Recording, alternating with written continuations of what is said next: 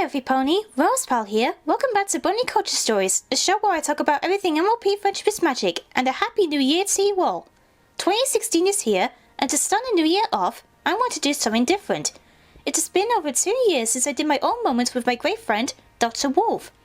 We had a lot of great discussions about my chosen topic, disabilities in MLP, and we had lots of great feedback from that video in the comments, with some of you sharing your own experiences with any disabilities including Asperger's, like me. So I want to give something back to him, not only for giving my chance to be in the series, and for being one of the people inspiring me to start my channel. So here is my countdown of my top 10 favorite A Moment with DrWolf videos. Number 10. Inkrose and Celestia's portrayal in the fandom. You see, Princess Celestia is one of my favorite characters in the show, and ever since I first joined the fandom, I've been really confused about how the fandom treats her in their content. Oh? In what way? In many fan projects, art, and comics, she's usually portrayed in a few ways. A good video about a portrayal of a character in the fandom, specifically Princess Celestia, from the great analyst on equestrian history, Inkrose. People in the fandom have their own perspectives on her character. I agree with both the Doctor and Inkrose that people don't see her good qualities such as her wisdom, kindness and mercy towards others, but see her as the opposite, being a tyrant and a troll. Many people relate to Luna, more than Celestia, because they can relate to her own struggles. But there are times in the show we see Celestia regret of some decisions that she makes, including banishing her sister in Princess Twilight Sparkle in the Nightmare Moon flashback. I definitely want to see an episode that focuses on the relationship between sisters outside of their royal duties. Then we can see the identifiability of not only Luna but Celestia as well. We got a bit of that in Slice of Life. Number 9. Firebrand and quality control in the fandom. This is a very diverse and robust fandom with enthusiasts spanning multiple genres of entertainment. We've got musicians, artists, storytellers, animators, analysts. It's almost an entire country existing within the ether of the internet. And with the ease of use of the internet and the fact that people can get access to content so easily, I feel we are... what's the word? Glutted? You feel that perhaps we have gotten too much of a good thing? That maybe we are becoming so used to all these fantastic fan-created works that we are taking such quality for granted? Firebrand makes some great points about the creativity in the fandom. Fanfics, fanart, animations, music, and even reviewers. We share in the joy of the amazing projects like Lullaby for a Princess, Past Tense and Snowdrop. Even we get some good things from fan projects that people may not like as such as Double Rainbow with the animation tools. We all enjoy the amazing things that the fandom has done for MLP, and even inspire people to do their own content like me. Sometimes people take the stuff for granted, like when they make a rubbish piece of art which makes it poor quality. But people who want to see more artwork from them in better quality, through constructive criticism, is a great way to encourage them to improve their talents and change the stuff for the better. Without the stuff that has been done in the fandom, I wouldn't have started my channel in the first place. Number 8. Silverquill and Evolving Tastes. Talk about. I had a strange experience at an annual anime convention I've been attending for, 8 years. Impressive. I've only been to a select few conventions in my entire life, with the very first being just last year. I can only imagine how different it would be for someone who has been attending conventions so consistently for nearly a decade. Truth be told, I only went to my first Brony convention this year at BabsCon. Before then, it's all been anime. The convention is called Nandasukan, or NDK for short. It's kind of funny, being a Brony isn't so different from being a Sailor Moon fan growing up. Though nothing can ever prepare someone for the spectacle that is Sailor Bob. Ah, yes, I can imagine that would be a bit surprising to see in person. And cosplay, or costume play for the uninitiated, is a big part of any anime convention. And I've always been excited to see what people could create. So it felt weird to go to NDK, see all these cosplayers, and just feel nothing. I see. All those years of enjoying one of the more notable elements of attending a convention has lost its savor? Or is it more that your interests might have changed over time? Might be a little of both. Silverquill's topic was very interesting. All of us have different tastes, whether it's different cartoons, anime, films, TV shows, music, all sorts of different tastes. He specifically talks about the aspects in cosplay, both at his experiences at an anime convention and at BabsCon. I agree with him that people who do their own cosplays of their favorite characters have the drive, creativity and passion to making them, and it makes new friends with others and want to share the experiences. But the way he sees cosplays now is different to how he saw them in past conventions. Sometimes I feel that way when I see new cartoons and TV shows and begin to show interest in them and how they are different to the content I used to watch. But in the end, our tastes for things evolve, and we can admire what people do for conventions, whilst looking for new tastes and sharing them with others along with the experiences. Number 7. Lightning Bliss and evolving your character. Originally, when I first started my show, I was a shy alicorn, typically hiding under a brown cloak to hide the fact I have large ears, and well, a rainbow mane.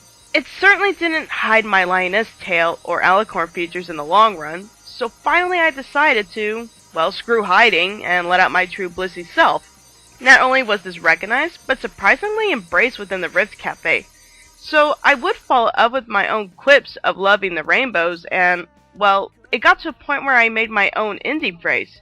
Keep an eye out for the rainbows. They will make you smile. But now that I've become more noticed within the Brony groups, I realize now I'm coming up with, well, more ways to make myself stand out amongst the crowds. I'm now using rainbow traveling magic, as so seen earlier.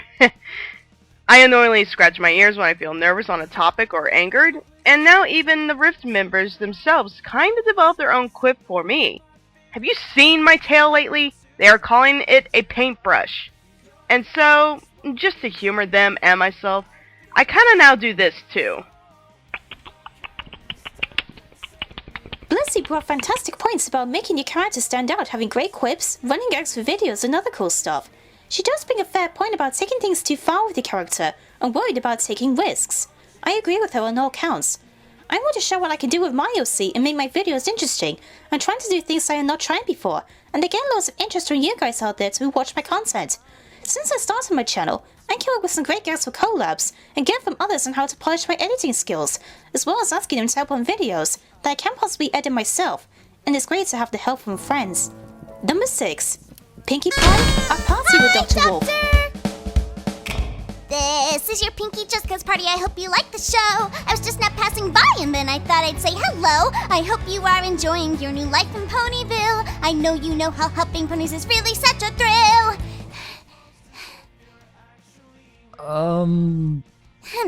Not smiling yet. I know, you need some tasty treats. This is my triple chocolate marzipan and caramel cupcake.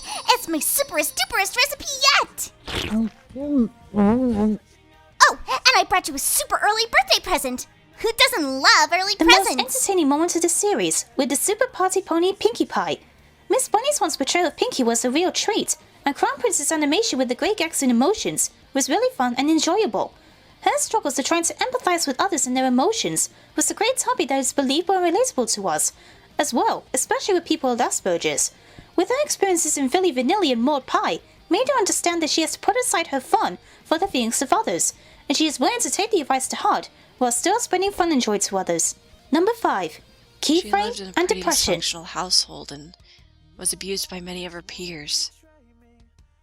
She really saw no way out and was considering doing the worst to just escape pain. But then, almost by fate, she found this fandom in this show. It became like a sanctuary for her.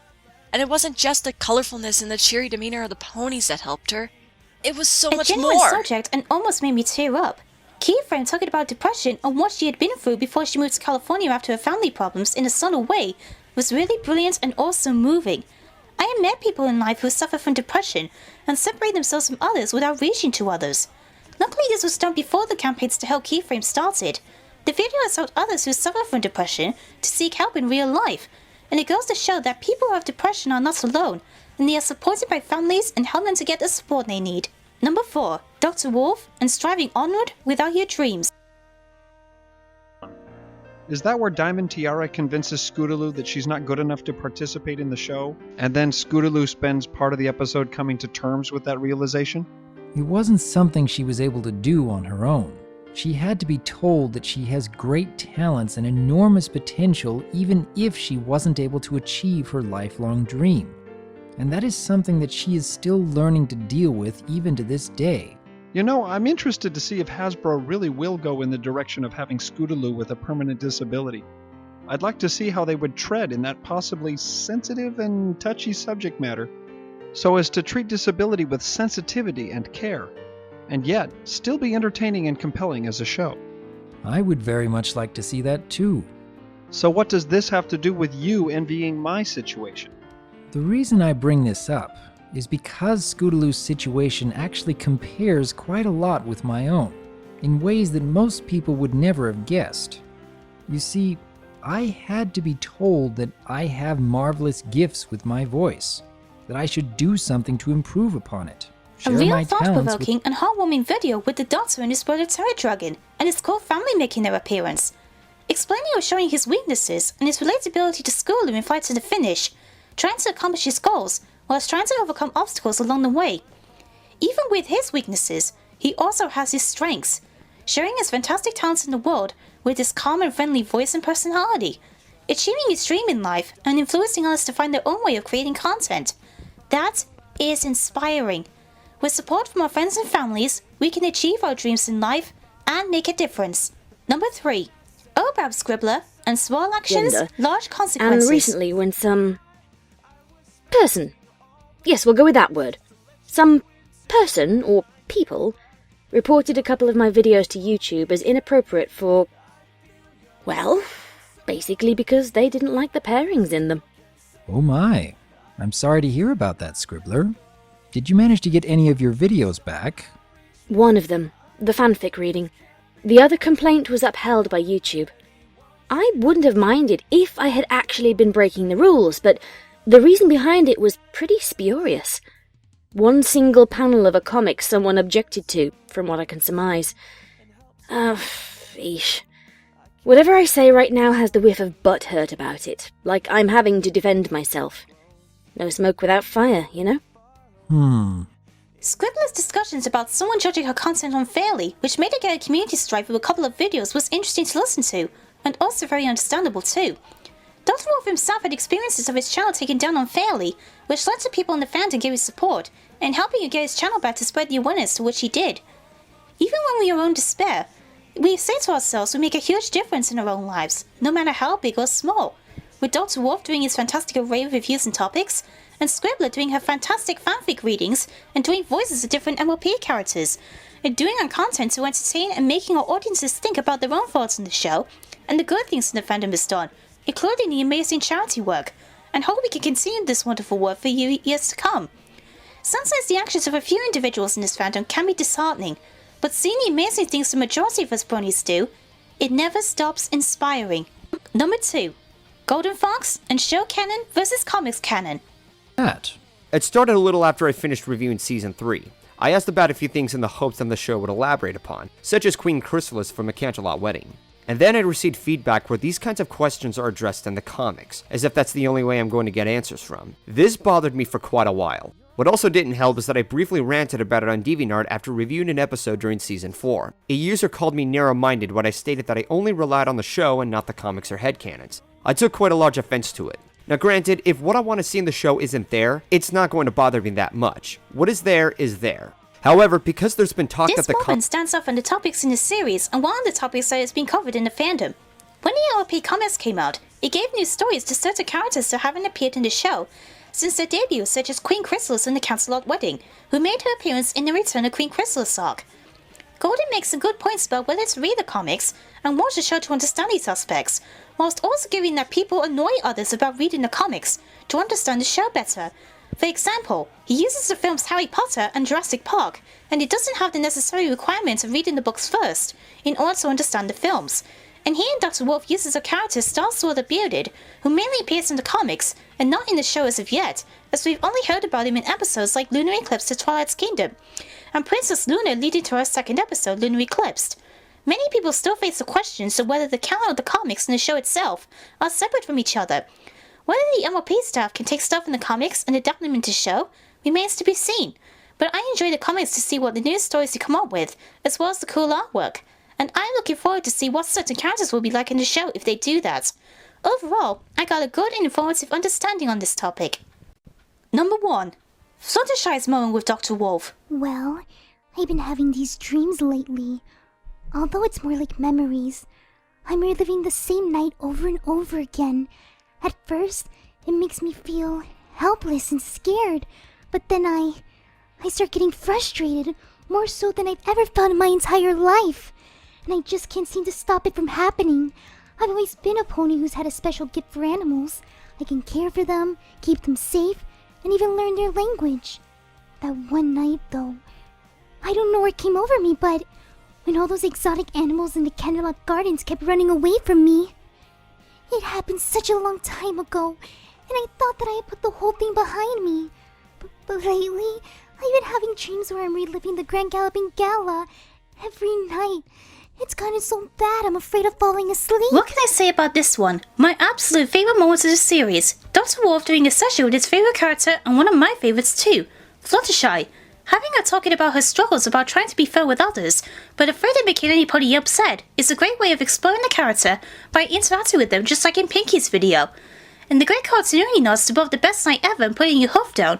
This was a video that was well put together, well scripted, fantastic artwork, and both DrWolf and Merry Melodious Fluttershy was really fun and great to listen to, and it gives people who had faced a situation like this to see it from a character's perspective. Well, that was my top 10 and more with DrWolf videos. Hope you all enjoyed it. What are your favourite moments with DrWolf? Let me know down in the comments below. And thank you, DrWolf, for inspiring me to start my channel and giving me the chance to have my session with you. And I would be happy to work with you again on an LP topic in the future. And keep on inspiring those who want to create their own content. Join in discussions on any future topics you do, and keep on helping those who need your advice. Until next time, this is Rose Pal saying, see you later, every pony. And it's good to be helping.